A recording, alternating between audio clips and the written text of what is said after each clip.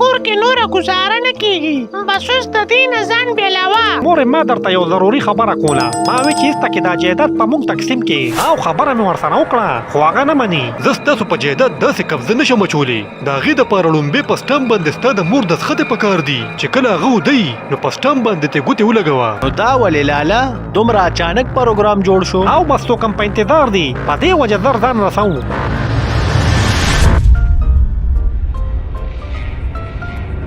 ښځې تا ته دې د تلو باره کې څه ویلي دي که نه؟ نه ما ته خو یې څه نه دي ویلي. نو بیا دې څنګه اچانک لاړل؟ دې خو عجیبه کار وکړو. او که نه ګل رحمانه زما خو په دې څه شک شانتې راغی. ته راځه چې مور نه تپوس وکړو. ګل رحمان او د هغه ښځه په مرتضی باندې شکي شي، خو نور په کیسه پوه نه شي. نیک شمشاد استاد د خپلې ځمکې قبضه نه ورکوي، موږ ورله ډېرې دمکې ورکړې، خو هغه وایي زه خپله ځمکه نه خرڅوم. دا خو به د دغه پلار هم خرڅوي. زمان یې په سود پیسې وړي دي او نیټه پې اورېدلې ده. یو 2 ګاډي کسان ځان سره بوځه او په راښکلو یې راوله. ټیک د نیکه چې څنګه ستا خوښه وي. لږ ساعت پس د ګل رحمان رور مرتضی دی غونډله راشي او ورته وایي سلام علیکم جی، تاسو چې څنګه ویلي هغه شان مې وکړل. مور نه مې په خالي سټامپ ګوتې ولګولې. دا خو دې ډېر غټ کار وکړو. بس داسې شوه چې دا کور او پټې تا په ما خرڅ کړل. ټیک ده صاحبه دا واخله، خو تا راته وایي زه به درله د دې پیسې درکوم، نو بس پیسې راکوه چې ځم. ټیک ده تا له زه 40 لکه روپۍ درکوم، خو بیا د دې کلي نه ځان روک که چې په نظر دې ویننم.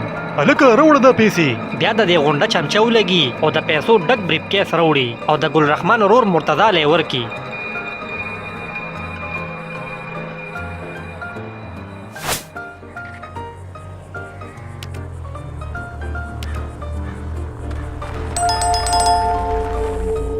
مرتضی سره د ښځې راشي د هغې ماما کره، کم چې ډېر چوتیا سړي، د هغه په کور کې د هغه ښځه او یو پوډري شانتې زوی، کم چې په لوپرۍ حد تمام کړي.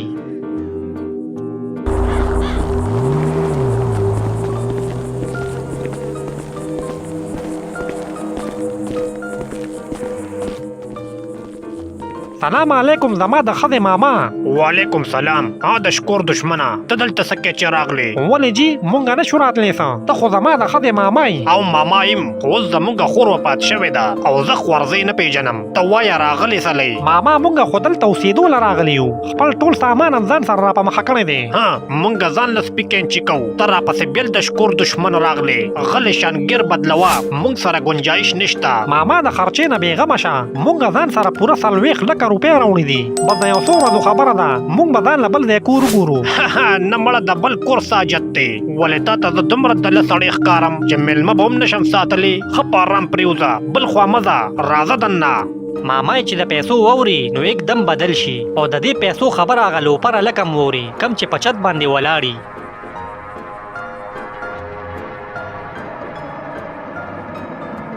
بل طرف ته ګل رحمان په خپل پټي کې بې خبره لګیای او کار پکې کوي چې دې کې ورپسې دغه غونډه کسان راشي.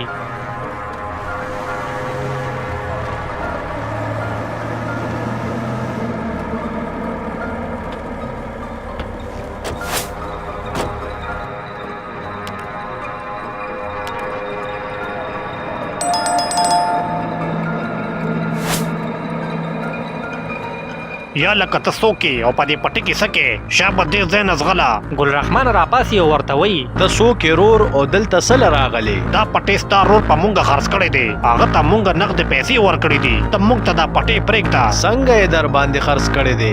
دا پټی خو زما د مور په نوم دی، دې کې خو زما د رور څه نشته. دا خبرې بیا زمونږ نیک سره کوه، اوس په حیا کې مونږ ته دا پټی خالي کا او مونږ مجبوره کوه ما. ګل رحمان لږ ساعت له غلې ولاړي چې زه اوس دې ته څه ووایم او بیا د هغه ځای نه لاړ شي.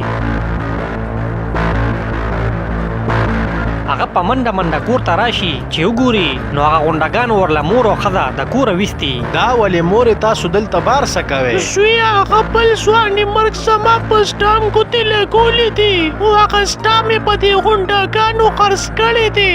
اوس دې راغلل او په کور او په پټي باندې قبضه واچوله. دا څنګه؟ په تش سټام باندې دې زموږ په جایداد قبضه نشي اچولی. زه به اوس تاڼه کې راپورټ وکم.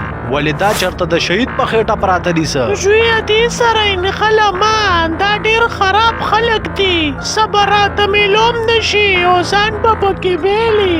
ګل رحمان دغه ټایم کې ډیر بې وسی ولې چې د هغه مخکې کسان راشي او هر څه ته په زوره قبضه کړي.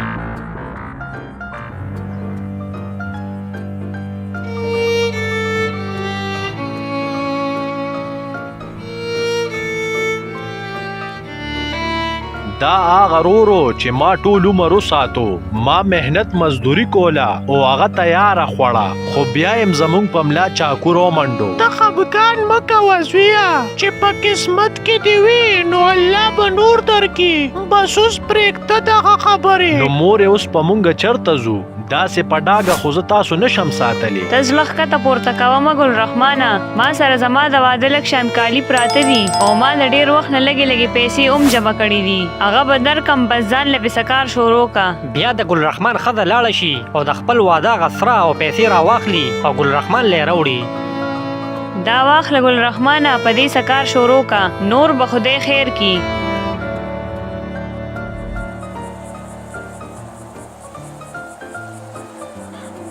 بل طرف ته مرتضی د خپلې ښځې ماما کره لکه د خانانو ډډه والي ولې چې هغې د پیسو اورېدلي. مرتضی بچي دا داسې وګڼه لکه خپل کور او د څه ټینشنونه کې په سر به دې ګرځوم دا یاد ساته. نه ماما ما ته هېڅ ټینشن نشته، بس تاسو ډېره مهرباني چې تاسو موږ له دومره ځای راکو. نه دې کې د شکریا ساجت نشته، دا خو زموږ فرض دی. اوس وایه طبیعت دې څه مني چې درله پخه کړي او که نه روټۍ به خورې؟ یاره زه وایم دا چای به ښایي وروسته ماسخوتن به بیا چېرته چینی حلال کړو او هغه به وخورو.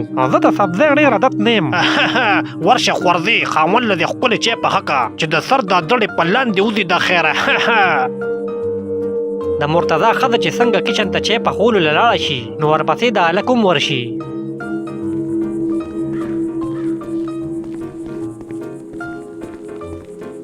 بابی خبره اوره. ها ولې څه چل دی څه اوسه؟ بابی مناسب خو راته نه ښکاري میلمانه یې، خو زما لږې پیسې ډېرې ضروري پکار دي. د چا را باندې 15,000 روپۍ قرض دي او نن ورکول دي. خیر دی بیا به یې درکم. نه نه هېڅ خبره نه ده، دا واخله او ای به بیا یې مه راکوه دا ستا شوې. ډېره مهرباني. دا هلک ډېر لوپري او د نشو دپاره هر قسمه حربې استعمالوي. هسې نه منې بچي، نن ورته زما د طرفه دا ډک ډک سګرټ وڅکې. کور تم دوه د سرو مرغۍ راغلي دي د خیره، هغې پورې مزې وکړې ولې چې بیا یې پته نه لګي. دا ملګري په څه طریقه پیسې را پیدا کوي او په دې نشو تماشو یې الوزوي.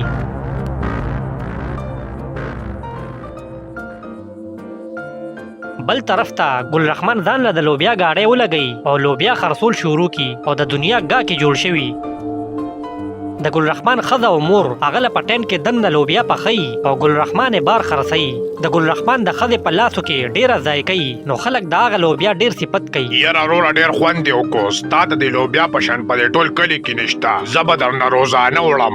ولې نه روره ستا ډېره مهرباني، راځه او روزانه لوبیا وړه.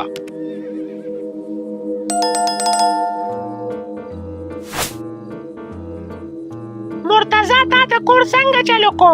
شابه کنه ځان له د کور غم وکړه. مړې په بل کور سکې خو به دلته په ارام کښېنه او وخت تېروه. نه زه پردي کور کې وخت نشم تېرولی، ځان له په حیا کې بل کور وګوره، نوره خبر نه یم. نه نو ته اوس ما ته د پیسو نه خلاصې چې دا ولګوم نو بیا به خروسو، زه خو د کار روزګار نه یم. دی دا خبرې کوي چې دې کې ماما رادن نشي. دا ولې تاسو په څه نښتې یې؟ څه نشته ماما، دا وایي ما له بل کور وګوره نو زه ورته وایم بل کور نشته، پس په ارام کښېنه. نه نو ولې تاسو دلته تنګ شوي یاست؟ بل کور ته څه حاجت دی زویه؟ هېڅ حاجت نشته، ښه په ارام پرېوځئ، پیسو لاس خپې مه کوئ، دا ستاسو خپل کور دی. دی چې د بل کور خبره کوي نو د هلک ورته بار غوږ ایښي. هله دې چې کډه یوسي نو زه به بیا دا دارو څنګه اخلم؟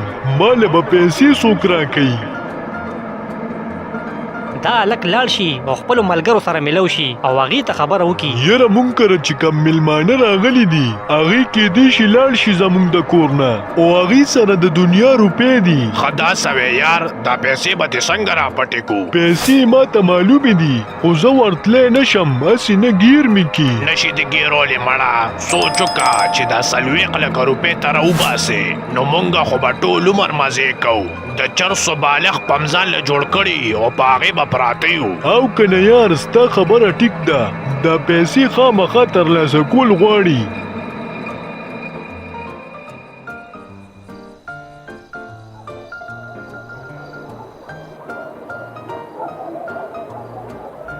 بیا چې څنګه شپه شي نو ټول خپلو کمرو کې ودی او دا هلک ورته ویښ ناست دي.